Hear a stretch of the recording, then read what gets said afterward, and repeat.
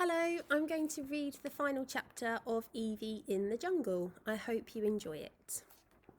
Evie saves the jungle. The interview was put on the internet and the story was in newspapers around the world, from the Peru Tribune to the Lofting Evening Post. And so Evie was even more famous than ever. Wow, you're bigger than Ed Sheeran, her friend Ramesh texted. You should make a song. I could play guitar. You could be a star. You could be Ed Sheeran. Ramesh, she texted back from her bed at Professor Garcia's house. You are forgetting one thing. I don't want to be Ed Sheeran. But the truth was, this time, Evie didn't mind being famous. If being a bit famous could help save the Amazon rainforest and Professor Garcia's charity, it was worth it. And within a week, they had raised enough money to stop the loggers buying the monkey lands, which meant the jaguar was safe. And within a month, they had raised 10 million sol. Sol was the type of money in Peru, and 10 million was a lot of it. Professor Garcia made them taku-taku every night. You know, you came into my office and said I was your hero.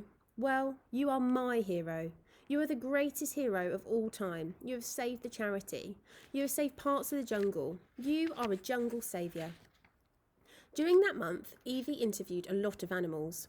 She interviewed the Pink River dolphin who had saved R's life. She interviewed R. It took a long time, 17 hours and 57 minutes and 44 seconds, but they got there in the end.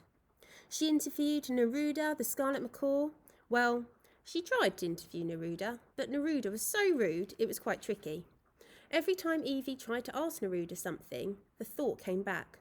No comment, except I hate you. I mean, like really.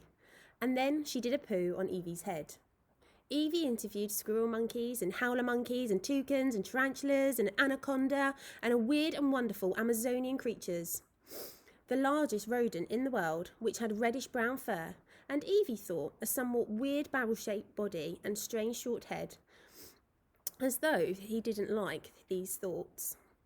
My body is not weird, and my head is not strange. How dare you? She even interviewed a mosquito, but only after she agreed to let the mosquito bite her 5 times, and the only thing the mosquito wanted to talk about was the taste of her blood. One night, they FaceTimed Granny Flora. As Evie's dad chatted to Granny Flora, Evie had a mind chat with Scruff. I've had pizza every day for breakfast. Pizza is not good for dog, Scruff. Well, the heart wants what it wants, and my heart wants pizza. Scruff licked his paw, a little embarrassed. But it also wants you. I have missed you. The tummy rubs mainly. And that weird smell you've got.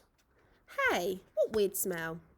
Don't worry, no human would notice. After the chat was over, they went to sit outside. Evie told her dad she thought it was time to go home. School would be starting soon, and it would be nice to have a few full days with Scruff before going back. Her dad looked very relieved. Yes, good idea, very good idea. Let's go home. You have helped the charity and they will raise more and more money now. It's time to go back. Evie smiled as her dad hugged her. Mum would have been so proud, he said. Evie felt a tear from in her eye, a tear of sadness and happiness. She stared at the sloth in the hammock, sleeping under a clear night sky of 1,000,000 stars. You were right, her dad said. This was the place to come. We can do Mallorca or Cornwall another year. Evie smiled. Thank you, Dad. Thanks for letting me look after the animals. I only worry. She stared at her dad's face and wished there was a way for him to worry less about things. There was something the jaguar told me, she said. Everything is connected. There is no divide between him and the rest of nature. I mean, looking after animals, looking after nature. That is looking after yourself, because we are nature, we are animals, and this world is the only home we've got. They sat there a while listening to the chirping of the crickets. Evie's dad was going to say something else, another worry, but he saw the smile on his daughter's face and decided he wanted to stay there. The smile. I want to interview another animal, Evie said. Not just jungle ones. Phew, her dad said. Jungle ones are dangerous. So what animal do you want to interview next? Evie took a moment to think. I was thinking a shark? Her dad went pale, and Evie started to laugh, and then her dad laughed, and they both kept laughing until they realised it was probably time for bed. The end.